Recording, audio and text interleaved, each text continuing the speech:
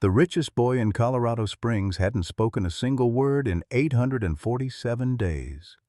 Thomas Blackwood dropped his morning coffee, the china shattering against marble as his 12-year-old son's voice cut through 2 years of devastating silence. It wasn't just any word. It was a name, whispered with the desperation of a drowning child finally breaking the surface. The housemaid screamed from the doorway, her breakfast tray crashing to the floor as she witnessed what the entire town had prayed for. Victoria Hartwell's face drained of color, her perfectly manicured fingers trembling against the window frame where she'd been watching the street below. Outside, a ragged girl with a voice like an angel continued singing for pennies, unaware that her melody had just shattered the curse that had trapped the Blackwood heir in silence since his mother's mysterious death. Thomas stared at his son, remembering how Ethan used to chatter endlessly about everything and nothing before tragedy stole his voice away. "Get that girl away from here," Victoria commanded, her voice sharp with panic. "Now!" What had this stranger awakened? And why did Victoria look so terrified? Leave a like and share your thoughts in the comments along with the city you're watching from now. Let's continue with the story. The year was 1885, and Colorado Springs had grown fat on gold dust and railroad money. At the heart of it all stood the Blackwood Mansion, a testament to Thomas Blackwood's mining empire that stretched from Denver to the Rockies. Yet behind its ornate windows and manicured gardens lived a family trapped in their own gilded cage of grief. Ethan Blackwood had once been the town's golden boy, a chatterbox who could charm the birds from the trees and make his mother laugh until tears streamed down her cheeks. His laughter had filled every corner of the mansion like sunlight. But that was before the morning they found Catherine Blackwood collapsed in her rose garden, her lips blue and her teacup shattered beside her still form. The doctor called it heart failure. The undertaker whispered about suspicious circumstances. The 12-year-old boy simply stopped speaking. Thomas threw himself into his mines with the fury of a man running from demons. His hands, once gentle enough to braid his wife's hair, now bore the calluses of a man who preferred the honest brutality of pick and shovel to the suffocating silence of his home. At 45, he looked 60, his dark hair streaked with premature silver, and his eyes hollow as abandoned mine shafts. Victoria Hartwell had arrived for the funeral and never left. Catherine's younger sister possessed the same auburn hair and green eyes, but where Catherine had been warmth and laughter, Victoria carried herself with the calculated grace of someone always watching, always planning. She claimed devotion to Ethan's care, brewing his tea each morning with the same practiced hands that had once tended to her own mysterious ailments. Far across town, where the railroad tracks split the wealthy district from the forgotten corners, lived another kind of family entirely. Sarah Clearwater, 78 and bent with arthritis, scrubbed floors at the general store for 50 cents a week. Her gnarled hands, once steady enough to deliver half the babies in Colorado Springs back when she worked as a nurse, now trembled as she counted coins for bread. With her lived Emma, 16 and fierce as a prairie wind. The girl had inherited her grandfather's healing touch and her late father's stubborn refusal to accept charity. Dr. Clearwater had been the only physician in town who treated miners' families for free until consumption took him when Emma was 10. Now she sang on street corners with a voice that could make grown men weep, her clear soprano carrying melodies her father had hummed while mixing medicines. The town was divided by more than railroad tracks. On one side lived those who measured worth in gold and property deeds. On the other dwelt those who counted wealth and shared meals and neighbors who watched each other's children. Between them lay an invisible chasm that seemed as permanent as the Rocky Mountains themselves. Neither side could have predicted that a song floating on the autumn wind would become the bridge between two worlds, or that it would awaken forces that had been lying dormant, waiting for exactly the right moment to strike. The morning Emma Clearwater first sang beneath the Blackwood Mansion's iron gates, the autumn air carried more than just her melody. It carried the scent of change that would shatter 2 years of carefully maintained silence. She hadn't intended to stop there. The mansion loomed like a fortress against the Colorado sky, its Gothic spires and elaborate stonework speaking of wealth beyond her imagination. But her stomach had been gnawing at itself for 2 days, and the echo from those high walls might carry her voice further than usual. Emma positioned herself beneath the ancient oak tree, opened her worn songbook, and began to sing her father's favorite hymn. Amazing grace, how sweet the sound that saved a wretch like me.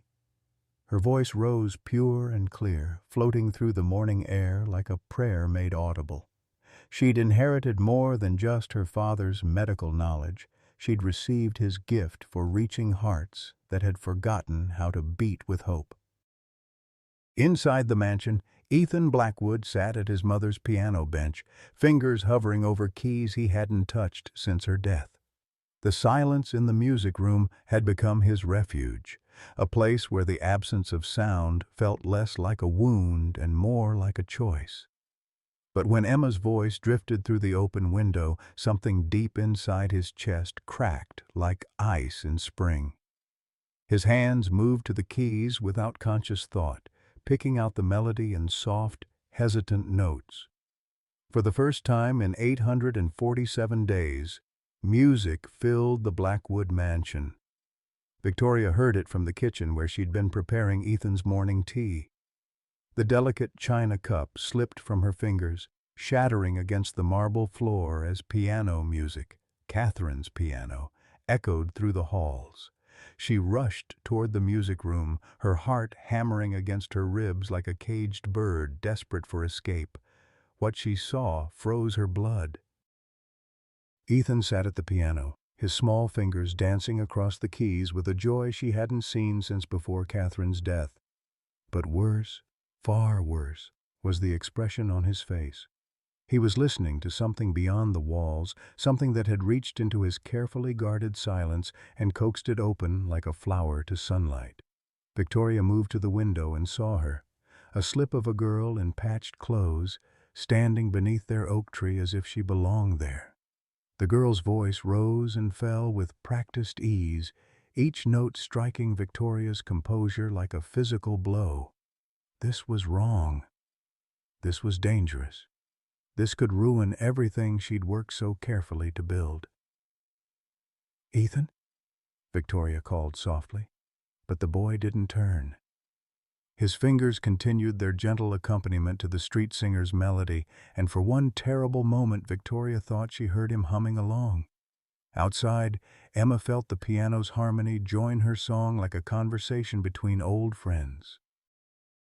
Someone was listening, really listening, in a way that went beyond mere politeness or pity.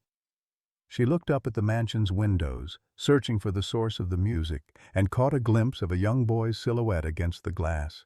Their eyes met across the distance, and something passed between them that neither could name, recognition perhaps, or the deeper acknowledgement that comes when one wounded soul recognizes another. Emma's voice grew stronger, more confident, as if she were singing directly to him now rather than to the empty street. Thomas arrived home from an early meeting at the bank to find his household in chaos. Mrs. Patterson, the housekeeper, stood wringing her hands in the foyer while Cook peered anxiously from the kitchen doorway. From upstairs came the impossible sound of Catherine's piano being played with the same gentle touch his wife had possessed. "Sir," Mrs. Patterson whispered urgently, "it's young Master Ethan. He's playing again." Thomas took the stairs 2 at a time, his boots echoing against marble. The music grew louder as he approached the music room. Not just piano, but something else. A voice, pure and sweet, floating through the open windows like an answer to prayers he'd been afraid to speak. He found Ethan exactly where Catherine used to sit, his small frame dwarfed by the grand piano, but his fingers moving with surprising confidence across the keys. The boy's face, usually mask-like in its careful emptiness, glowed with something Thomas had thought permanently extinguished. "Son?" Thomas's voice cracked on the single word. Ethan's hands stilled on the keys, but he didn't turn around. Instead, he tilted his head toward the window where Emma's song continued to drift upward like incense. "She knows Mama's songs," Ethan whispered, his voice rusty from disuse but unmistakably his own. Thomas felt his knees buckle. 847 days of silence, shattered by a stranger's song and his dead wife's memory. He gripped the doorframe, watching his son's shoulders shake with what might have been sobs or laughter. Outside, Emma finished her hymn and began packing her songbook, unaware that she'd just performed the first miracle Colorado Springs had witnessed in over 2 years. The transformation didn't happen overnight, but like spring returning to the Colorado mountains, it crept forward with undeniable persistence.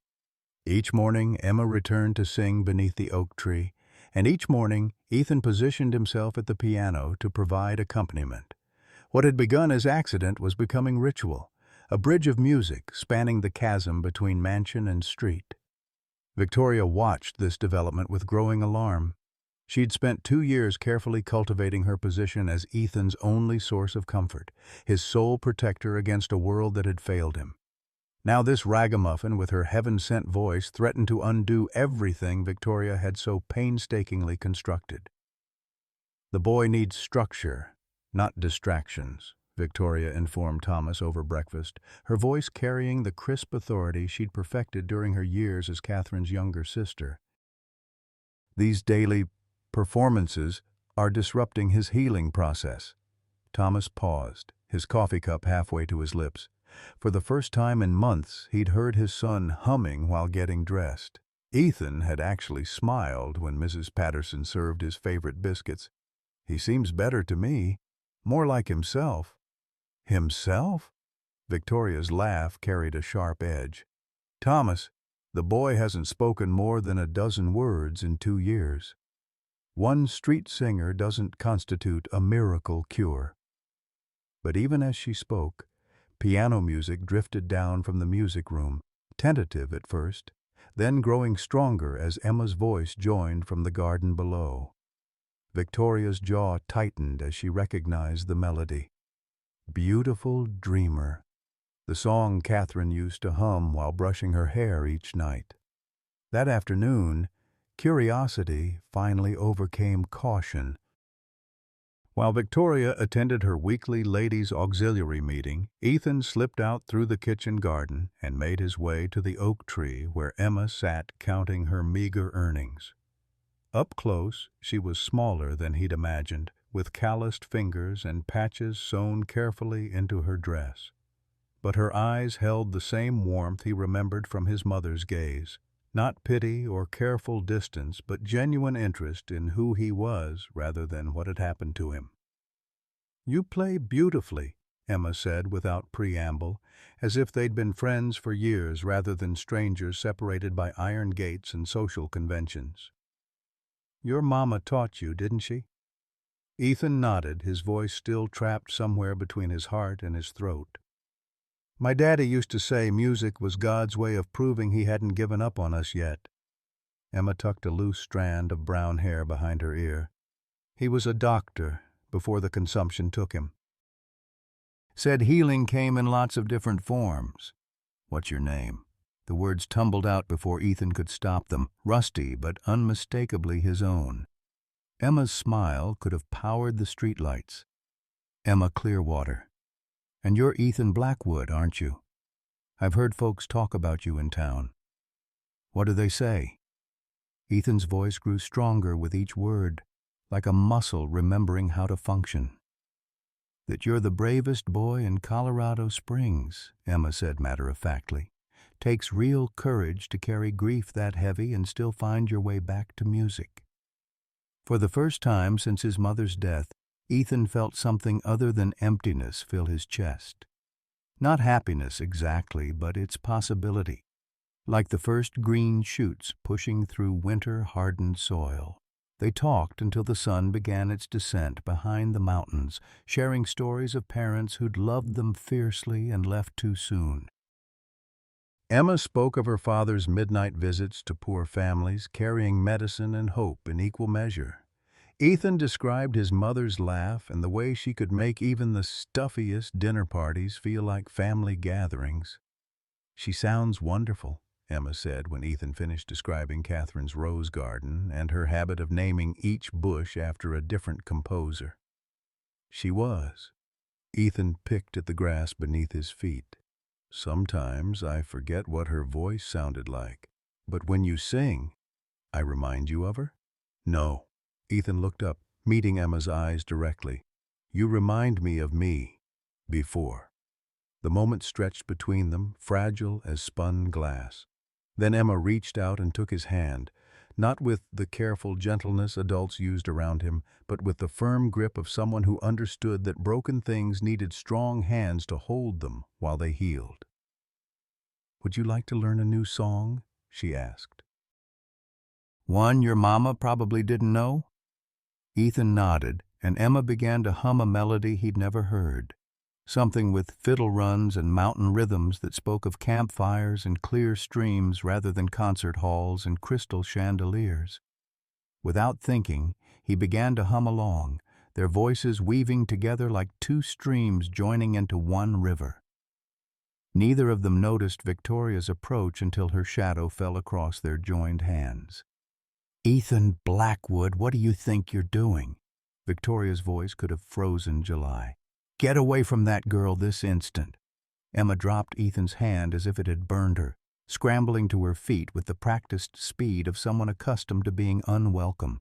But Ethan remained seated, looking up at his aunt with an expression Victoria had never seen before. Not defiance exactly, but something equally dangerous: determination. "We were just singing," Ethan said quietly. "Young ladies of proper breeding don't consort with beggars," Victoria snapped, then turned her attention to Emma. What's your name?" "Emma Clearwater, ma'am." Victoria's face went dead white. "Clearwater? As in Dr. Clearwater?" "Yes, ma'am. He was my father." For a moment that lasted forever, Victoria stared at Emma as if seeing a ghost. Then her composure snapped back into place like a mask falling over her features. "Stay away from this family," Victoria said, her voice deadly quiet. "You have no idea what you're meddling with." Victoria's warning might as well have been delivered to the wind. Despite her threats, despite the increasingly creative obstacles she placed in his path, Ethan found ways to meet Emma. Their friendship bloomed in stolen moments. Brief encounters in the town square when Victoria thought he was at his tutoring sessions, whispered conversations through the mansion's garden gate while she attended her ladies' meetings, and most precious of all, their musical partnerships that continued each morning despite Victoria's growing fury. Emma proved to be more than just a singing voice. During one of their clandestine meetings behind Murphy's General Store, she surprised Ethan by pulling a small slate from her threadbare satchel and writing her name in elegant script. "Daddy taught me," she explained, noting his amazement. "Said knowledge was the one thing nobody could steal from you, no matter how poor you got." She handed him the chalk. "He taught me other things, too. About plants that heal and which ones hurt. About how to read people's faces when they're not telling the truth."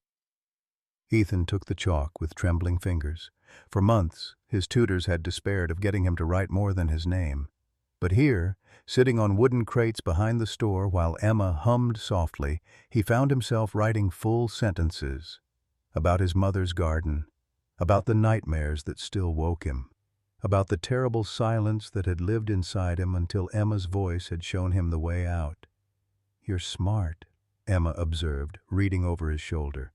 "Smarter than most folks give you credit for, I'd wager. Victoria says I'm fragile, that too much excitement might break me completely."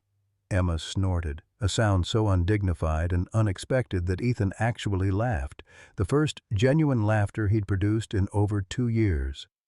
Honey, I've seen fragile. You're not fragile. You're healing, which is a whole different thing entirely. But their secret friendship couldn't remain hidden forever. Colorado Springs was a small town where gossip traveled faster than the morning mail, and Victoria had eyes everywhere. It was Mrs. Pemberton from the church auxiliary who finally provided the intelligence Victoria needed. "I saw the Blackwood boy talking to that Clearwater girl again," she reported during their weekly meeting. "Bold as brass behind Murphy's store, writing on slates like they were planning something." Victoria's teacup rattled against its saucer. The Clearwater name had haunted her dreams ever since that afternoon in the garden. Dr. Marcus Clearwater had been Catherine's physician during her final months, one of the few people who'd asked uncomfortable questions about her sister's rapid decline. His death from consumption had been a relief Victoria dared not voice aloud. One less threat to her carefully constructed future. But now his daughter had appeared like an avenging angel, stirring up memories and connections that should have remained buried with the good doctor. Worse, the girl clearly possessed her father's intelligence and observational skills. Victoria had seen the way Emma watched her, those sharp eyes taking in details most people missed. Something had to be done. The solution came to Victoria with the elegant simplicity of all her best plans. If Emma Clearwater wanted to play with wealthy children, she should learn the consequences of reaching above her station. A few carefully placed items, a well-timed discovery, and the town would see exactly what kind of girl they were dealing with. Victoria struck on a Tuesday morning while Ethan was supposedly receiving mathematics instruction from Mr. Hoffman. Instead, the boy had slipped away to meet Emma at their usual spot behind the general store. Victoria waited until she was certain they were deep in conversation, then made her move. And the silver locket had belonged to Catherine, a delicate piece engraved with roses that Thomas had given her for their first anniversary. Victoria slipped it into Emma's worn coat pocket while the girl was distracted by Ethan's latest story, then retreated to a position where she could observe without being seen. When Emma rose to leave, Victoria counted slowly to 10 before stepping into view. "Stop right there," Victoria's voice rang across the square like a gunshot. "That girl is a thief." Emma froze, confusion written across her features as half the town turned to stare. Victoria marched forward with righteous fury blazing in her eyes, playing her role to perfection. "Search her pockets," Victoria demanded of Murphy, who'd emerged from his store at the commotion. "She's stolen jewelry from the Blackwood mansion." "Ma'am, I think there's been a mistake," Emma began, but Murphy was already reaching for her coat. His hand emerged, holding Catherine's locket, the silver catching the sunlight like an accusation. The crowd gasped collectively, and Emma's face went white as mountain snow. I've never seen this before in my life," Emma stammered, looking around at the circle of hostile faces. "Someone put it there. I swear on my father's grave I didn't steal anything." "The word of a street beggar against a Blackwood," Victoria said coldly. "I think we all know which carries more weight." Ethan stepped forward, his young face blazing with an anger Victoria had never seen from him. "Emma didn't steal anything. She was with me the whole time." "Exactly my point," Victoria replied smoothly. "She's been using you, Ethan, getting close to you so she could rob us blind. Thank goodness I discovered her true nature before she could do real damage." "You're lying!" The words exploded from Ethan with a force that made several bystanders step back. "Emma would never steal anything." "She's good and kind, and she's been the only person who—" "Who what?" Victoria's voice turned silky with false concern. "Who understood you? Who cared about you? Child, she's been playing a role to gain access to our home. Look at her. Look at where she comes from. Do you really think someone like that could genuinely care about someone like you?" Emma felt each word like a physical blow. The crowd's hostility pressed against her from all sides, their faces hard with judgment and disgust. These were people who'd known her father, who'd benefited from his free medical care and his middle-of-the-night house calls. But poverty had a way of erasing memory, and now they saw only what Victoria wanted them to see, a grubby street girl caught red-handed with stolen goods. "Please," Emma whispered, looking directly at Ethan. "You know me. You know I would never—" "I know exactly what you are," Victoria interrupted. "And so does everyone else now. Murphy, send for the sheriff. This girl needs to learn that there are consequences for theft." The crowd murmured agreement, their earlier surprise hardening into mob satisfaction.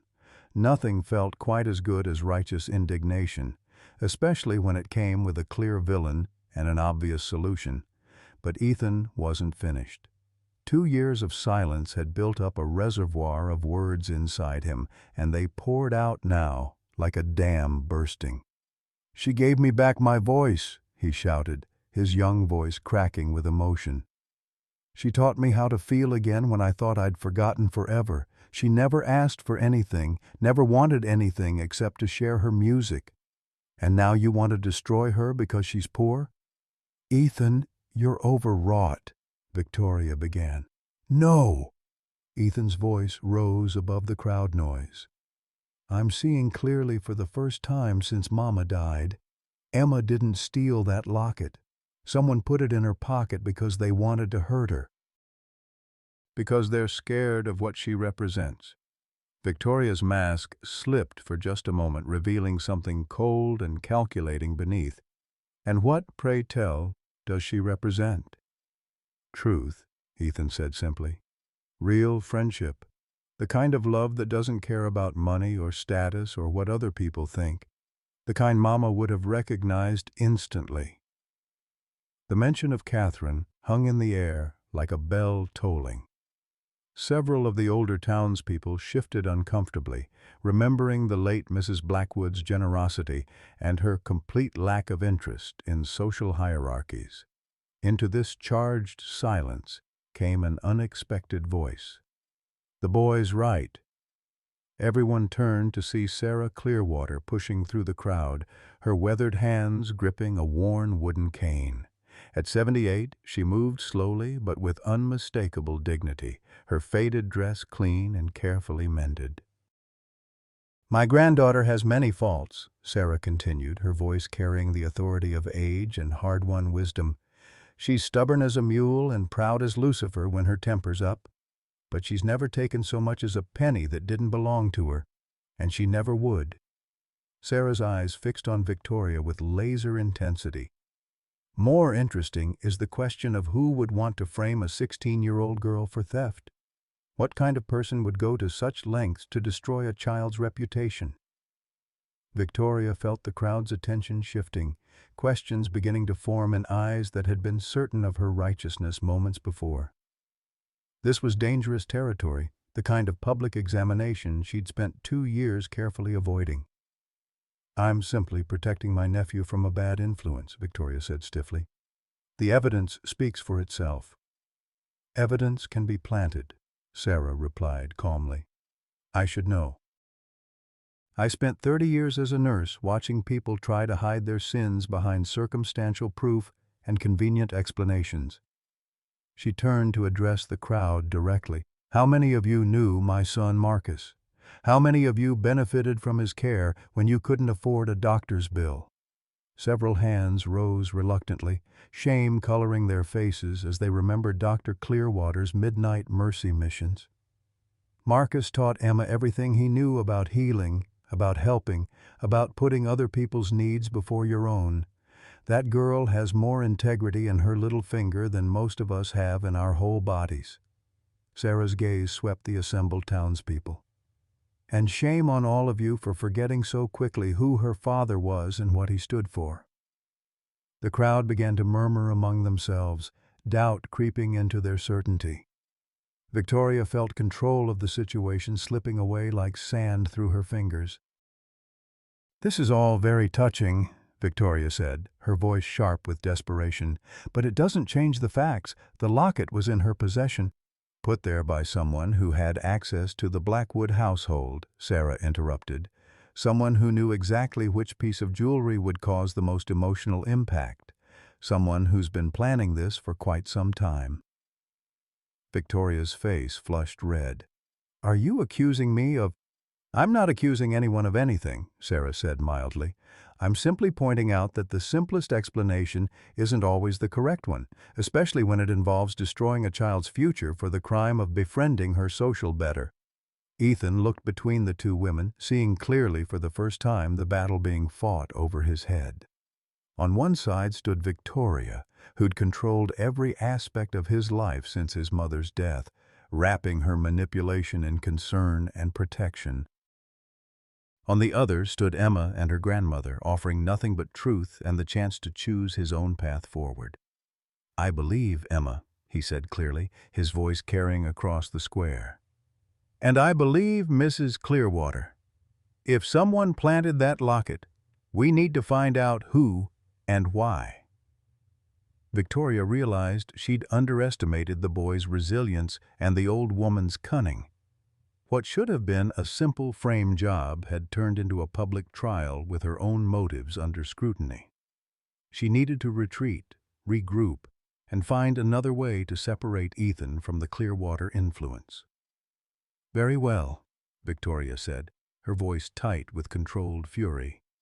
"Since you're all so convinced of this girl's innocence, perhaps the sheriff can sort it out properly, but until this matter is resolved, I absolutely forbid any further contact between her and Ethan. For his protection, you understand." As the crowd began to disperse, still buzzing with gossip and speculation, Victoria grabbed Ethan's arm with fingers that dug into his flesh like talons. "You have no idea what you've just done," she hissed in his ear, "or what it's going to cost all of us." But Ethan was watching Emma and Sarah walk away together, the girl's arm supporting her grandmother's careful steps.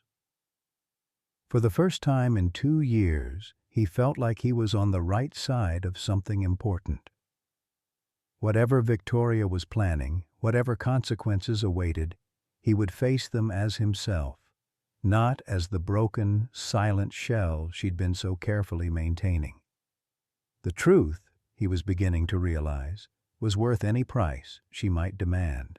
The confrontation in the town square had drawn battle lines that couldn't be erased. Victoria's attempt to frame Emma had backfired spectacularly, but rather than retreat, she doubled down with the desperate fury of someone who had everything to lose. If she couldn't destroy Emma's reputation, she would eliminate the girl's access to Ethan entirely, and she knew exactly how to do it. The first sign of Victoria's escalating campaign came that very evening. Thomas returned from the mines to find his household staff gathered in worried clusters, whispering among themselves with the nervous energy of people who sensed storm clouds gathering. "What's all this about?" Thomas asked Mrs. Patterson, who'd served the Blackwood family for over 15 years. The housekeeper wrung her hands, her usually composed demeanor cracked with anxiety. "It's Miss Victoria, sir. She's given orders that Master Ethan isn't to leave the house unaccompanied. Says it's for his safety, what with all the undesirable elements he's been consorting with." "Undesirable elements?" Thomas's voice carried a dangerous edge. "You mean the Clearwater girl?" "She's also hired additional security, sir." Mrs. Patterson's euphemism couldn't disguise her discomfort. "2 men from Denver. They're to watch the boy at all times." Thomas found Ethan in his room, staring out the window toward the oak tree where Emma no longer sang. The boy's shoulders were rigid with suppressed emotion, his hands clenched into fists against the windowsill. "Son?" Thomas approached carefully, still navigating the foreign territory of his child's renewed voice. "She's not coming back, is she?" Ethan's words were barely above a whisper. "Victoria scared her away." Thomas sat heavily on the edge of the bed, feeling the weight of 2 years' worth of parental failures pressing down on him. I don't know. But I know your aunt means well, even if her methods are heavy-handed. Ethan turned from the window, and Thomas was startled by the adult pain in his 12-year-old eyes. Do you know what Emma told me about healing, Papa? She said sometimes the medicine that tastes worst is the kind that helps you most. But sometimes people give you poison and call it medicine because they want you to stay sick. The words hit Thomas like a physical blow. In his grief and guilt over Catherine's death, he'd abdicated his role as Ethan's father, allowing Victoria to step into the void. He'd told himself it was temporary, that he was too broken to care for anyone else. But what if his son was right? What if the cure Victoria offered was worse than the disease? Meanwhile, across town in the cramped apartment above Murphy's store, where the Clearwaters had found temporary shelter, Emma sat at her grandmother's bedside, watching the old woman's labored breathing with growing alarm. The confrontation in the square had taken more out of Sarah than either of them had anticipated. "Grandmama, you should rest," Emma whispered, adjusting the thin blanket around Sarah's shoulders. "Can't rest yet, child." Sarah's voice was thin but determined. "Too much left undone. That Victoria woman, there's something wrong there. Something your grandfather would have spotted in a heartbeat." Sarah's eyes drifted to the worn medical bag sitting in the corner, all that remained of Dr. Clearwater's practice. "Fetch me Marcus's journals, Emma, the ones from Mrs. Blackwood's final months." Emma retrieved the leather-bound notebooks with trembling hands. Her father had been meticulous in his record-keeping, documenting not just symptoms and treatments, but also his observations about family dynamics and environmental factors that might affect his patient's health. Sarah's gnarled fingers traced the pages with practiced ease, speed reading through months of careful notations. "Here," she breathed, pointing to an entry dated 3 months before Catherine's death. "Look at this." Emma read aloud. "Patient reports increasing fatigue and digestive distress. Symptoms inconsistent with previous cardiac issues. Notable, symptoms appear to worsen following family gatherings where sister-in-law prepares meals. Consider possibility of dietary sensitivity or other factors." "Other factors," Sarah repeated grimly. "Your father was too much of a gentleman to write his suspicions plainly. But I know what he was thinking. I saw it in his face when he came home from those visits. You think Victoria was poisoning her own sister?" Emma's voice was barely audible. "I think your father suspected it, and I think that's why he started asking so many questions toward the end, questions that made certain people very nervous." Sarah's eyes were hard as flint. Questions that stopped when consumption took him so conveniently. The implications hung heavy in the small room. If Sarah was right, if Victoria had indeed murdered Catherine, then Emma's friendship with Ethan represented more than just a threat to the woman's social control. It was a direct challenge to her freedom, possibly her life. "What do we do?" Emma asked. "We prove it," Sarah said simply. "But carefully, very carefully. Because if we're right, that woman has already killed twice to protect her secrets." Back at the Blackwood mansion, Victoria was implementing the second phase of her plan. She'd spent the afternoon in Denver, meeting with lawyers and making arrangements that would secure her position permanently. When she returned, she found Thomas in his study, reviewing mining reports with unusual intensity. "Working late again?" Victoria's voice carried its usual note of gentle concern, but Thomas detected something else underneath. Satisfaction, perhaps, or anticipation. "The Morrison vein is playing out faster than expected," Thomas replied without looking up. "I may need to liquidate some assets to keep the operation running." "What kind of assets?" Thomas finally met her gaze, noting how quickly she'd focused on the financial implications. "Property, mostly. Maybe some of Catherine's jewelry. Items I can't bear to look at anyway." Victoria's pupils dilated slightly, a reaction so brief Thomas almost missed it. That seems drastic. Surely there are other options. Perhaps, but grief makes men do foolish things with money. Thomas's voice was carefully neutral. I've been thinking about Catherine a lot lately, about her final months. How quickly she declined. The heart is a fragile thing, Victoria murmured, her fingers toying with the cameo at her throat. Catherine's cameo, Thomas noticed with a start. Indeed, Dr. Clearwater was quite puzzled by her symptoms, said they didn't follow the usual patterns. Thomas watched Victoria's face carefully. He asked a lot of questions toward the end. Very thorough man. Too thorough, perhaps, Victoria said, then caught herself.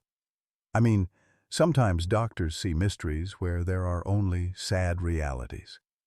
Yes, Thomas agreed softly. Sometimes they do.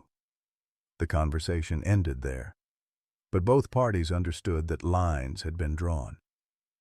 Victoria retired to her room to finalize her plans, while Thomas remained in his study, staring at the portrait of Catherine that hung above the fireplace.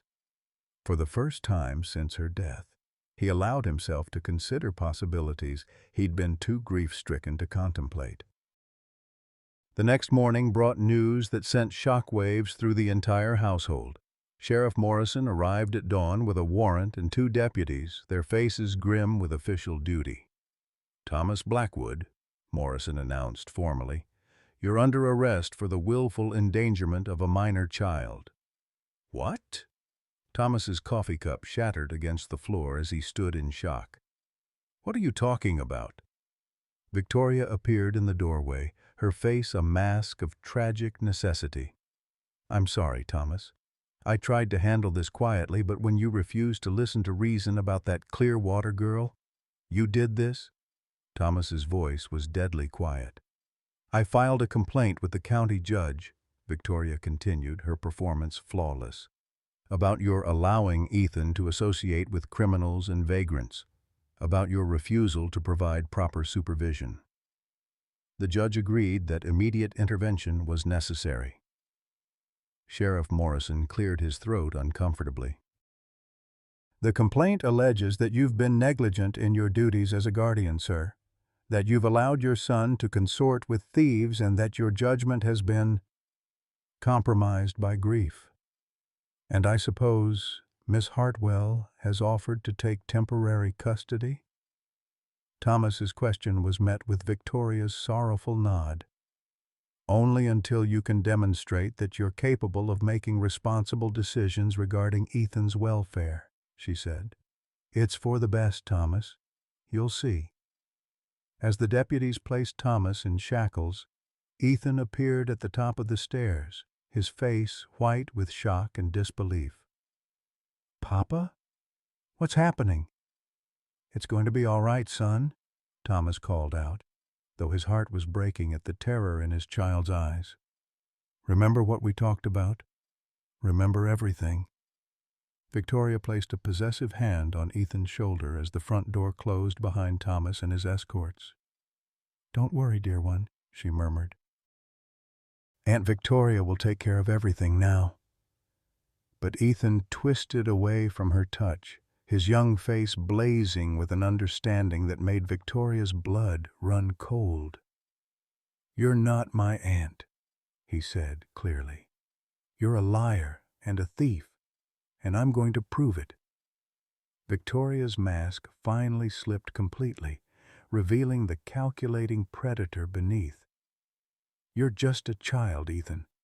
Children who don't behave properly sometimes need to be corrected. She gestured to the 2 men from Denver who'd been lurking in the shadows of the foyer.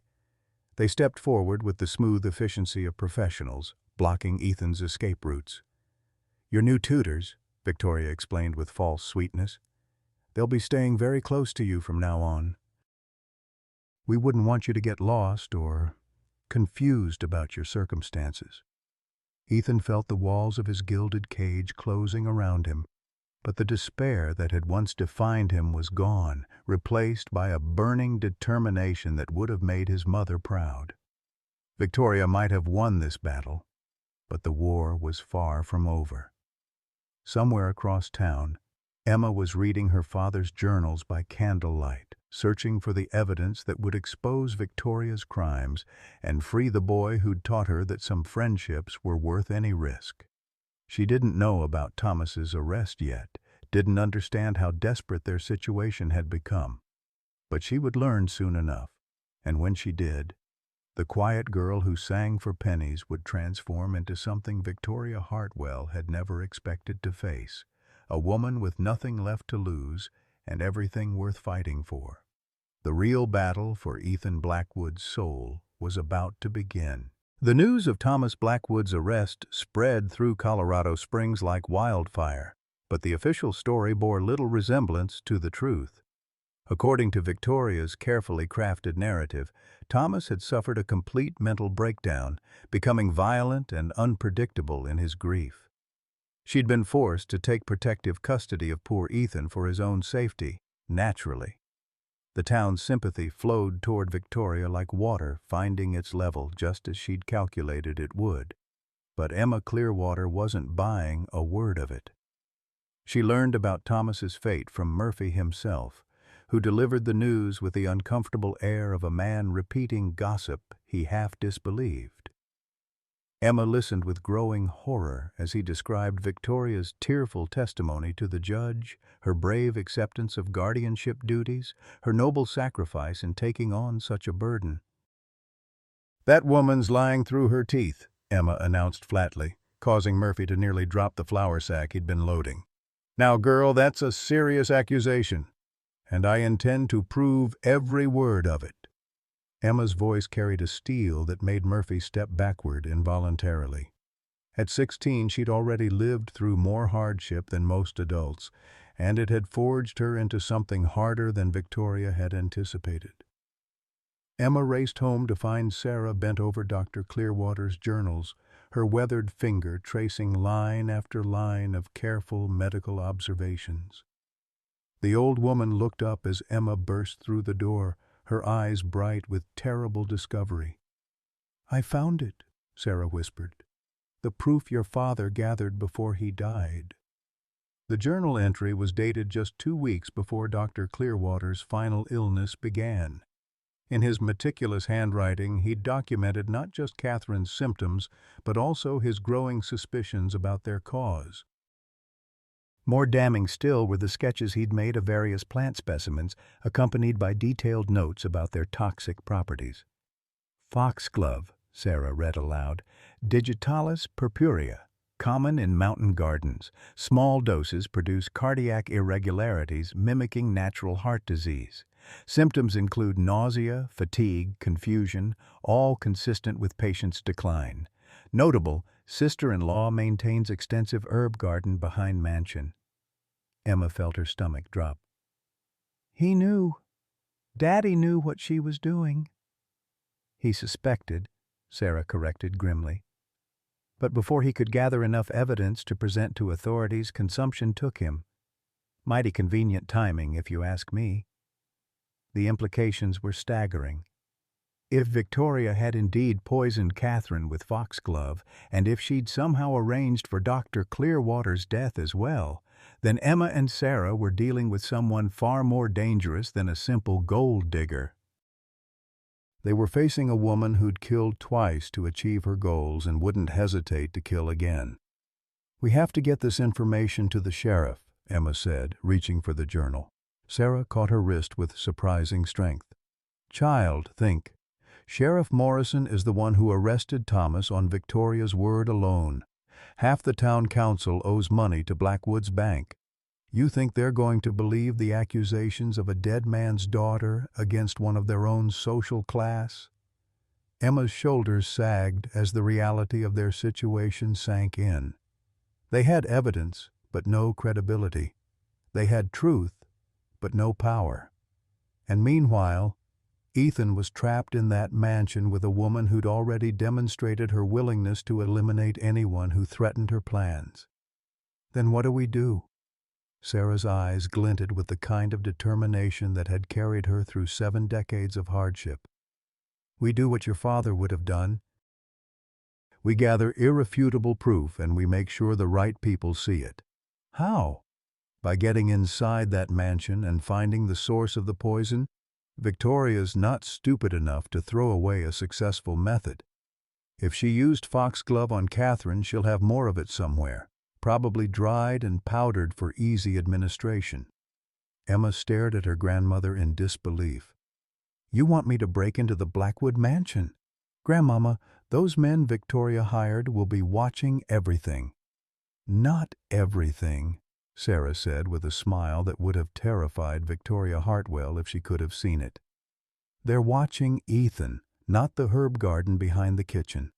And they're certainly not watching the old root cellar that connects to the house through the original foundation." "How do you know about—" "I helped deliver Thomas Blackwood in that very cellar during a blizzard in 1840, Sarah interrupted. "I know every inch of that property, child, including the ways to get in and out without being seen."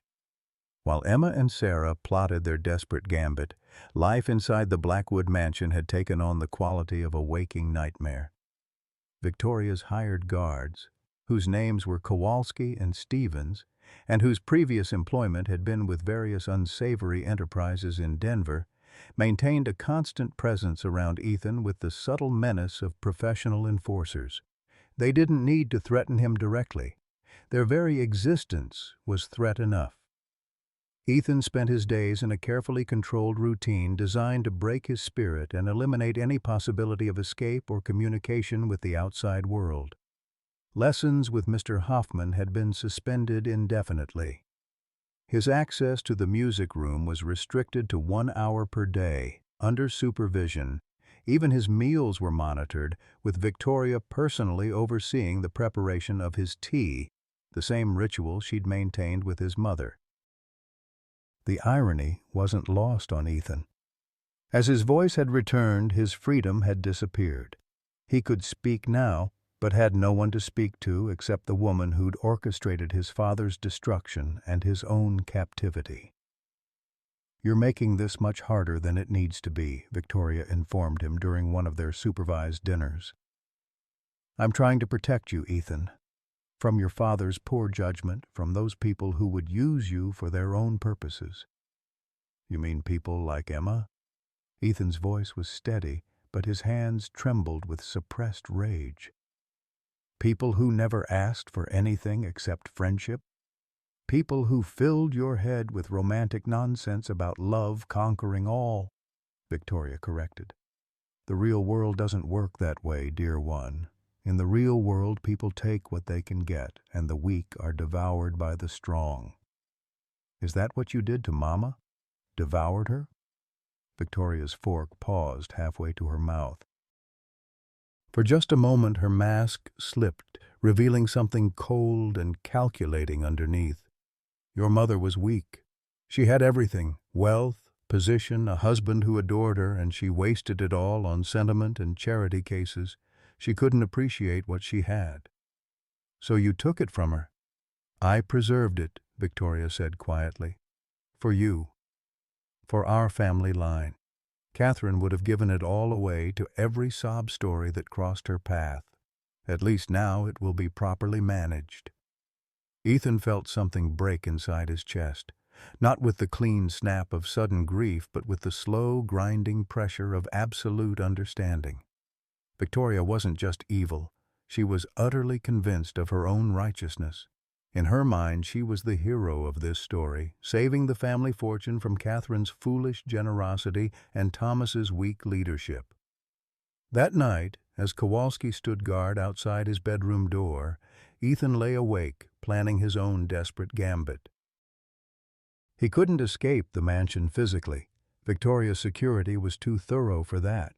But there might be other ways to get word to the outside world, other methods of communication that even professional guards might overlook. The answer came to him as he stared at the window where Emma had once stood singing. If he couldn't go to her, perhaps he could bring her to him, not physically, but through the power of the very thing that had connected them in the first place. Music carried farther than the human voice.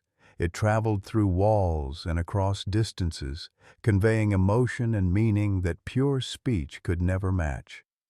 And if Emma was still in town, if she was still fighting for him as he believed she was, she would be listening for any sign that he hadn't given up. Ethan waited until he heard Kowalski's breathing settle into the rhythm of sleep, then crept silently to his mother's piano.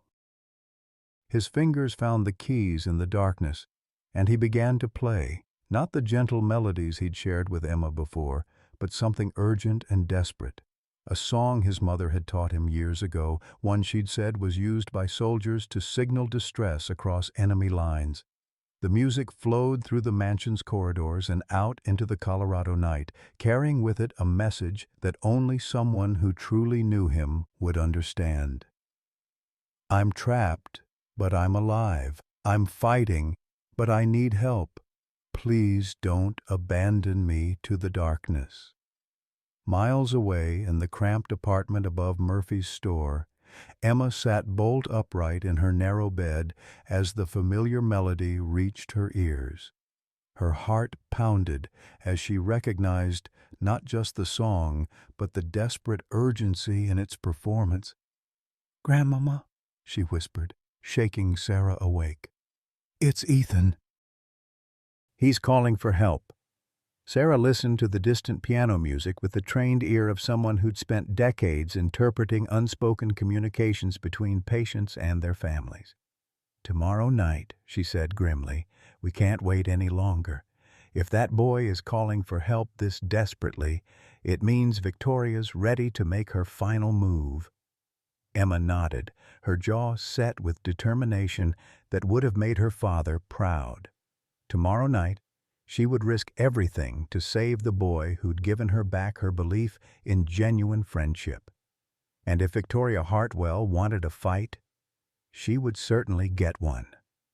The battle for Ethan Blackwood's life was about to reach its climax, and Emma Clearwater intended to be ready for whatever darkness waited in that mansion's shadows. The root cellar beneath the Blackwood mansion hadn't been used in over a decade, but Sarah's memory proved flawless as she guided Emma through the network of forgotten tunnels that honeycombed the property's foundation.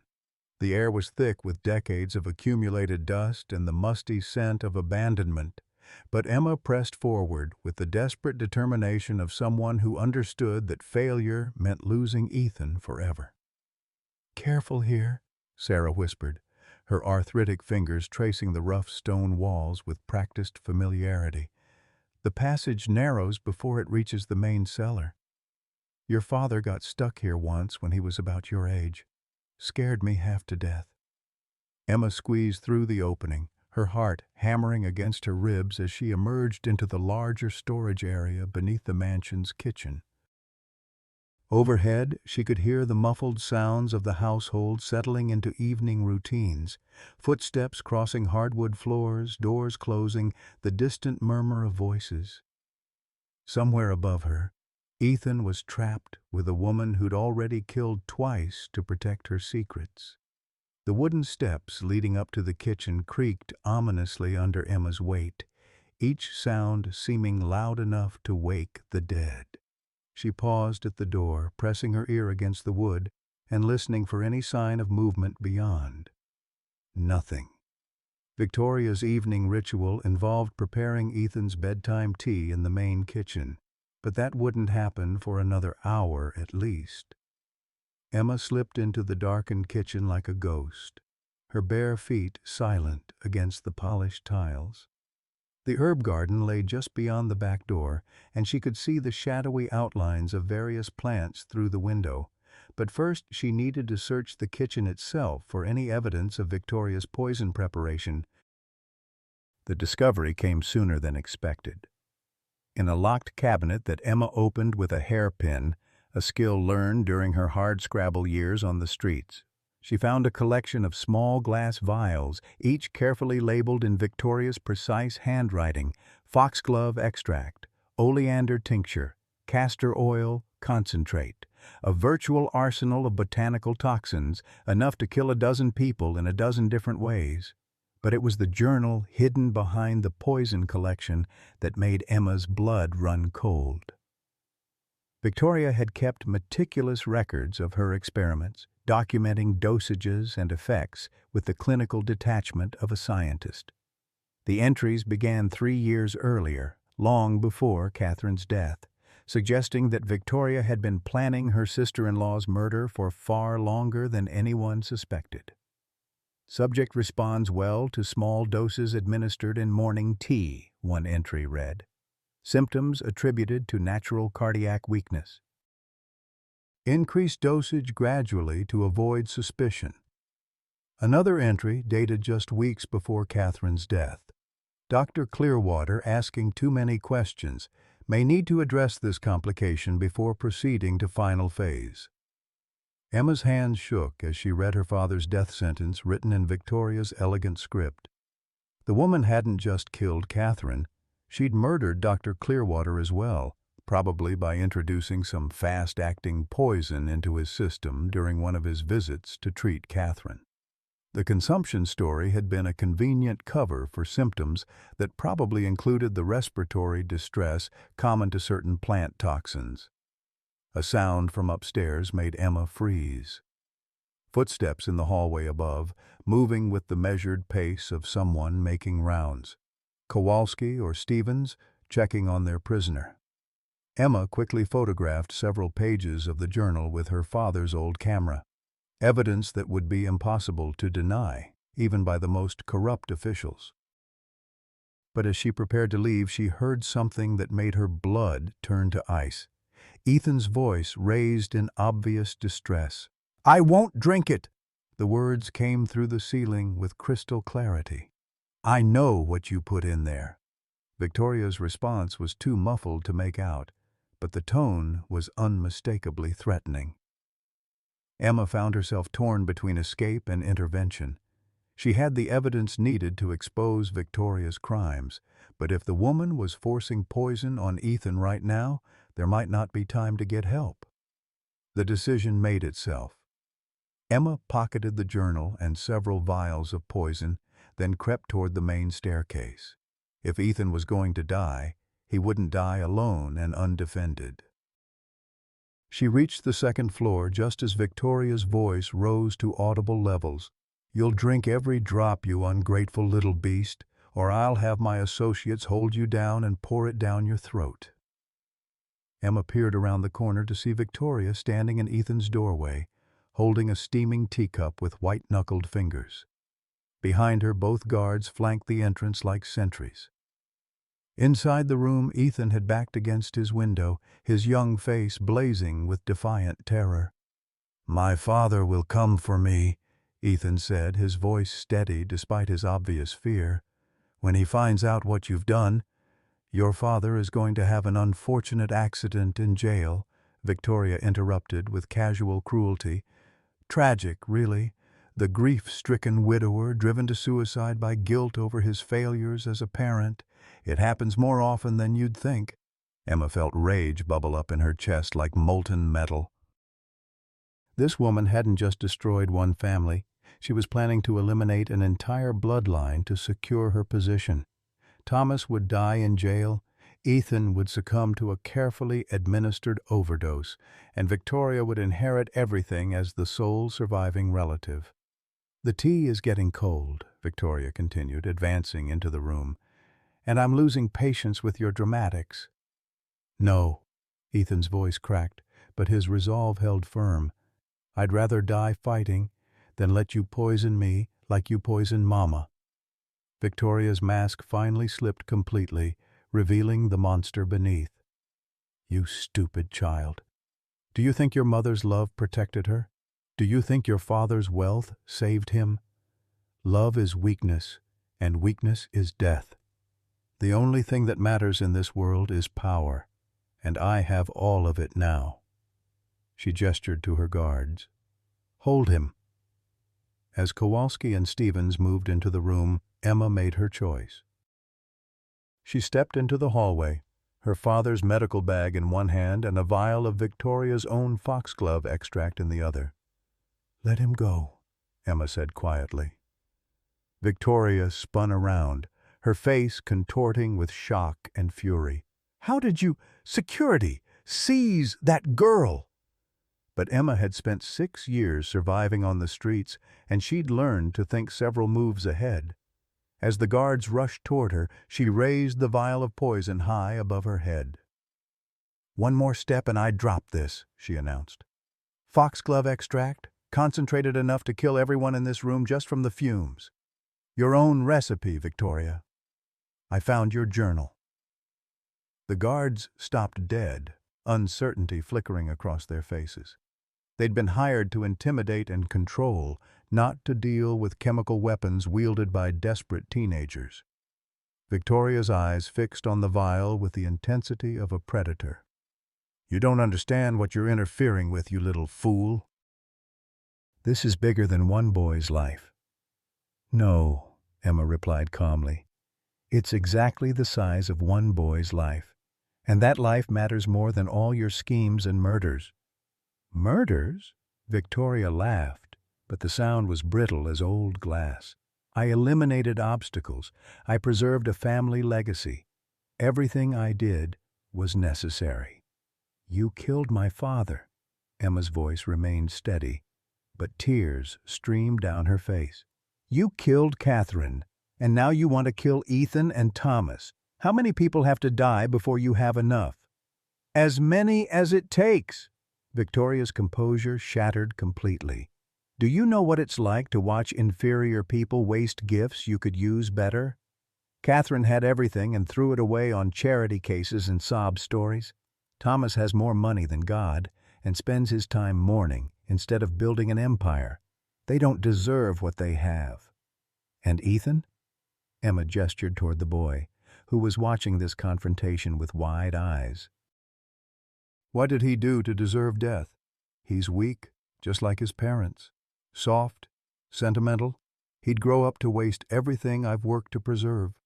Victoria's voice turned pleading, as if she could make Emma understand the logic of her madness. "I have a son, too, you know. Benjamin is brilliant, strong, everything a Blackwood heir should be. He deserves this inheritance, not some sniveling boy who talks to street singers." Emma felt the final piece of the puzzle click into place. Victoria wasn't just a gold digger or a simple murderess. She was a mother trying to secure her child's future by any means necessary. The revelation didn't excuse her crimes, but it explained the desperate fury driving her actions. "Where is he?" Emma asked quietly. "Your son. Where is Benjamin?" Victoria's face crumpled. "Dying. In a sanatorium in Denver. Lung disease, the doctors say. The treatments are expensive and they're not working. He needs to be in Switzerland with the best physicians money can buy." "So you killed for him?" "I sacrificed for him," Victoria corrected fiercely, "just like any mother would." The moment stretched between them, heavy with tragedy and impossible choices. 2 mothers, one dead, one desperate, and their children caught in the crossfire of adult failures. Emma thought of her own father, who died trying to heal others, and wondered what he would have done in this situation. "It doesn't have to end this way," Emma said finally. "Help us expose the truth. Testify against the people who helped you. Maybe there's still time to save your son without destroying innocent people." For a heartbeat, hope flickered in Victoria's eyes. Then it died, replaced by the cold calculation that had driven her to murder. "Too late," she whispered. "Too many bodies. Too many lies." The only way forward is through. She lunged for the poisoned teacup she'd dropped, clearly intending to force it down Ethan's throat before Emma could stop her. But the girl who'd sung for pennies and survived on the streets was faster than the pampered society woman expected. Emma threw herself between Victoria and Ethan, the vial of foxglove extract flying from her hand to shatter against the wall, The guards, released from their paralysis, grabbed both women as the room filled with shouting voices and the acrid smell of spilled poison. In the chaos, no one noticed Ethan slip past them all and race toward the stairs, his young voice raised in a desperate cry that echoed through the mansion. "Help! Murder! Someone help us!" The final battle for the Blackwood legacy had begun, and nothing would ever be the same again. The sound of Ethan's cries echoing through the mansion reached more ears than Victoria had anticipated. Mrs. Patterson, who'd been sleeping fitfully in the servants' quarters, bolted upright at the boy's desperate calls for help.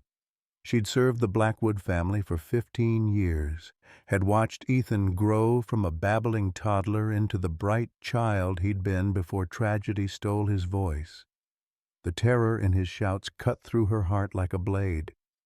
Without hesitation, she threw on her robe and raced toward the main house, her heavy footsteps echoing through the corridors.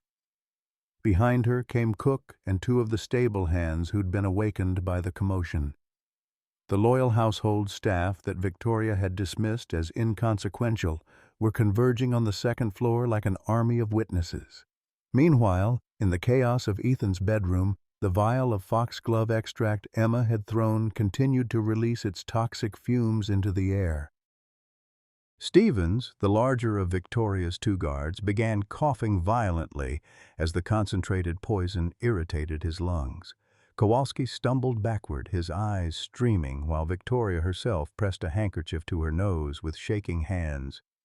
"Open the windows!" Emma shouted, still struggling in Stevens' weakening grip.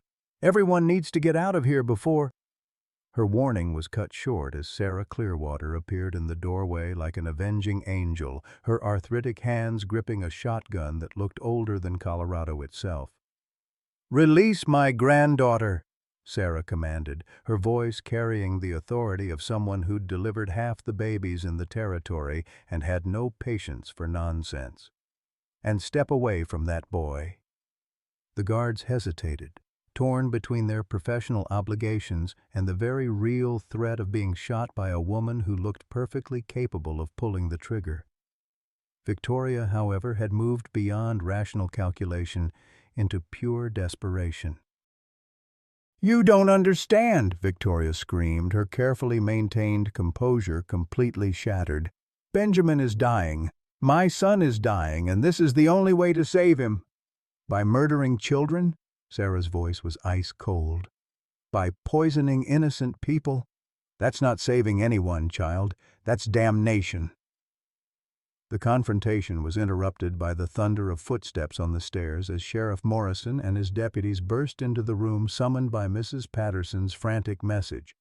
Morrison took in the scene with the practiced eye of a lawman who'd seen his share of domestic disasters, the toxic fumes, the struggling figures, the elderly woman with the shotgun, and the hysterical society matron whose mask had finally slipped completely. "What in the Sam Hill is going on here?" Morrison demanded. Emma, finally freed as Stevens collapsed in a fit of coughing, rushed to Morrison's side with Victoria's journal clutched in her hands. "Sheriff, this woman murdered Catherine Blackwood and my father. She's been poisoning people for years. It's all documented here."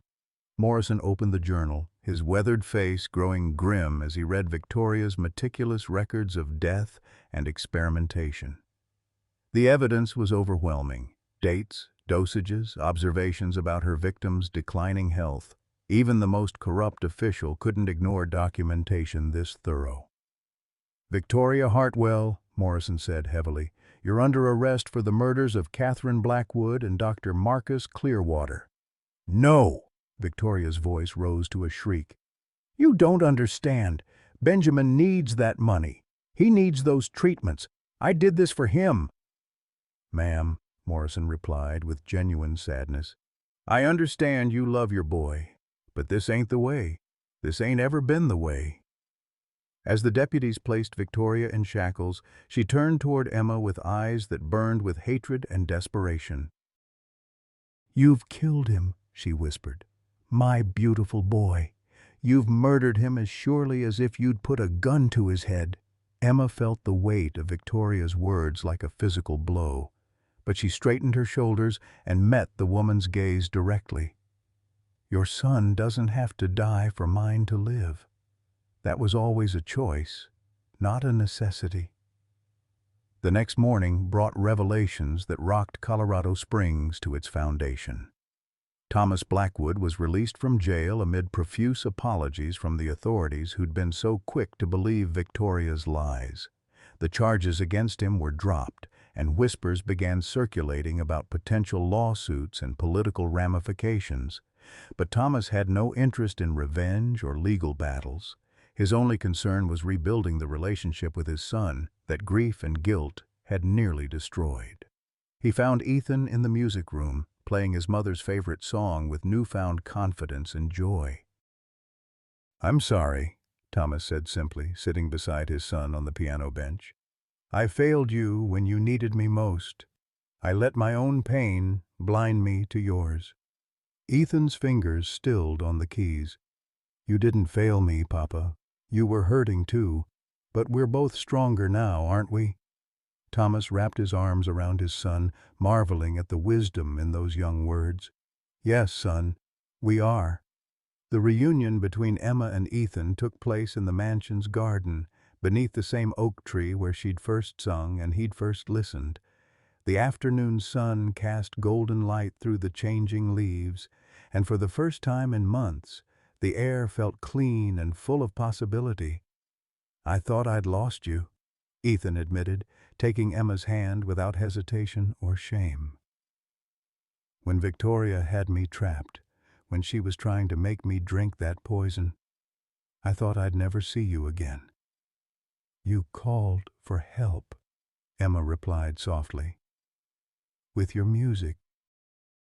"I heard you from miles away. Will you stay?" The question came out in a rush, as if Ethan was afraid the answer might disappear if he didn't speak quickly enough. "I know we're from different worlds, but—" "Different worlds?" Emma laughed, the sound bright as mountain water.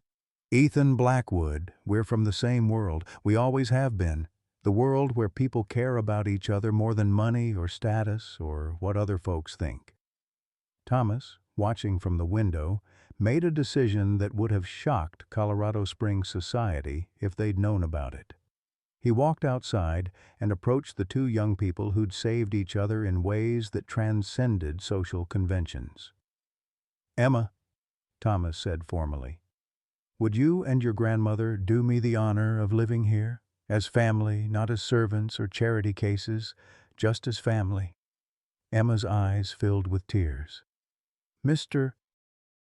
Blackwood, we couldn't—" "You could," Sarah Clearwater interrupted, approaching from the garden path with a smile that transformed her weathered features. "And we will. These old bones are tired of fighting the world alone." 6 months later, the Blackwood mansion rang with laughter and music in ways it hadn't since Catherine's death. Emma's voice could be heard throughout the house as she sang while helping with household tasks that she'd insisted on maintaining despite Thomas's protests. Ethan had returned to school and made friends, his natural charm and intelligence finally freed from the prison of grief and silence. Sarah had taken over the household management with the efficiency of someone who'd spent decades making do with nothing, and the mansion ran more smoothly than it had in years. She and Thomas had developed an unlikely friendship based on mutual respect and shared devotion to the children they'd helped raise.